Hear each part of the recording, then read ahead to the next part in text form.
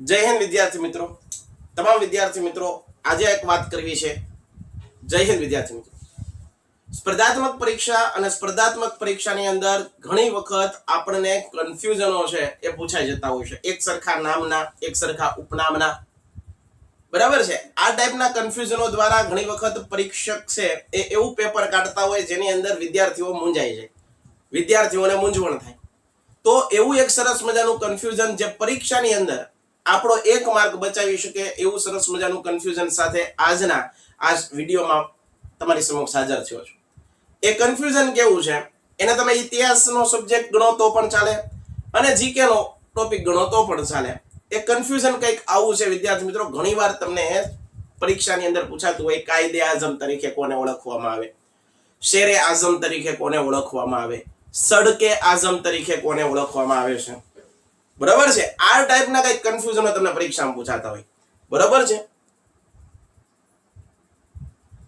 શહીદે આઝમ તરીકે કોને ઓળખવામાં આવે. ટૂંકમાં આ ટાઈપના જે કન્ફ્યુઝન છે એ કન્ફ્યુઝન મારે તમને દૂર કરાવવા છે આજના આ વિડીયો મારફતે. અહીંયા ધ્યાન આપ્યો વિદ્યાર્થી મિત્રો, કેવા કેવા ટાઈપના પ્રશ્ન તમને પરીક્ષામાં મૂંઝવી શકે અથવા તો તમારો માર્ક કપાવી શકે. જો ધ્યાન ન રાખવામાં આવે તો આપણે ખોટો જવાબ ટીક કરીને આવતા હોય. અહીંયા ધ્યાન આપજો. પહેલો પ્રશ્ન છે વિદ્યાર્થી મિત્રો, જો તમને પરીક્ષામાં પૂછે સડકે આઝમ તરીકે કોને ઓળખવામાં આવે. સડકે આઝમ, આ સડકે આઝમ તરીકે કોને ઓળખવામાં આવે, આ એક કન્ફ્યુઝન. એના પછી વિદ્યાર્થી મિત્રો બીજું, શહીદે આઝમ.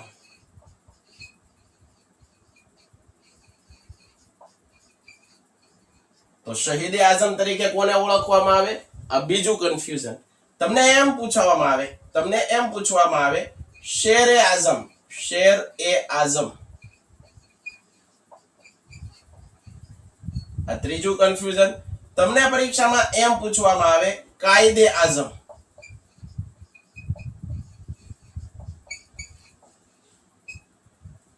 તો જો બધામાં વિદ્યાર્થી મિત્રો આઝમ આઝમ ભેગું થયું.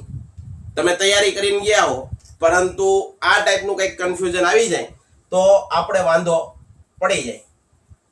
બરાબર છે. એમાં તમે જોઈ લો. હવે આ કન્ફ્યુઝન દૂર કરવાનો આપણે પ્રયત્ન કરીએ. તમને પરીક્ષામાં એમ પૂછાય વિદ્યાર્થી મિત્રો કે સડકે આઝમ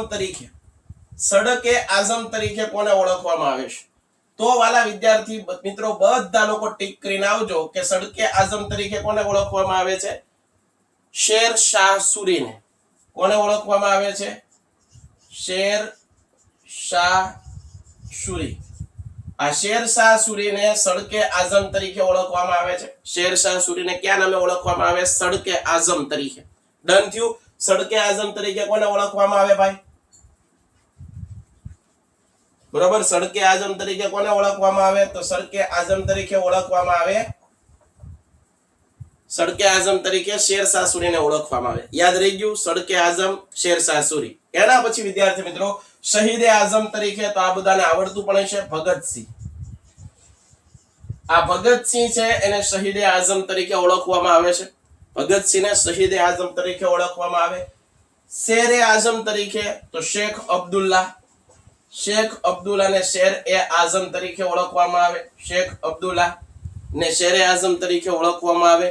એના પછી વિદ્યાર્થી મિત્રો કાયદે આઝમ તરીકે કોને ઓળખવામાં આવે, તો કાયદે આઝમ તરીકે કોને ઓળખવામાં આવે, મોહમ્મદ અલી ઝીણા. બરાબર છે. અલગ પાકિસ્તાનની રચના કરનાર મોહમ્મદ અલી ઝીણા જેને કાયદે આઝમ તરીકે ઓળખવામાં આવે, મોહમ્મદ અલી ઝીણા. આ મોહમ્મદ અલી ઝીણા છે એને કાયદે આઝમ તરીકે ઓળખવામાં આવે. ફરીવાર ક્વિક રિવિઝન કરીએ સાહેબ. સડકે આઝમ પરીક્ષામાં પૂછાય તો લખવાનું શેર શાહ સૂરી. સાહેબ શહીદે આઝમ પૂછાય તો લખવાનું ભગતસિંહ. શેરે આઝમ પૂછાય તો લખવાનું શેખ અબ્દુલ્લા. અને કાયદે આઝમ પૂછાય તો કાયદે આઝમમાં લખવાનું છે મોહમ્મદ અલી ઝીણા. તો વાલા વિદ્યાર્થી મિત્રો આ ટાઈપના કન્ફ્યુઝનો છે એ સ્પર્ધાત્મક પરીક્ષાની અંદર અવારનવાર પૂછાતા હોય છે. તો આવા ટાઈપના કન્ફ્યુઝનો છે એ આપણે દૂર કરતા રહેવું જોઈએ. એક સરસ મજાની નોટ્સ બનાવવી જોઈએ અને એ નોટ્સનું વારે વારે રિપીટેશન જેટલું વધારે વાર રિપીટેશન કરશો એટલું એ જે ટોપિક છે એમાં તમારી ફાવટ આવશે, એટલું તમારું એ ટોપિક છે મજબૂત બનશે. બરાબર છે, એમાં તમે એક્સપર્ટ બનશો.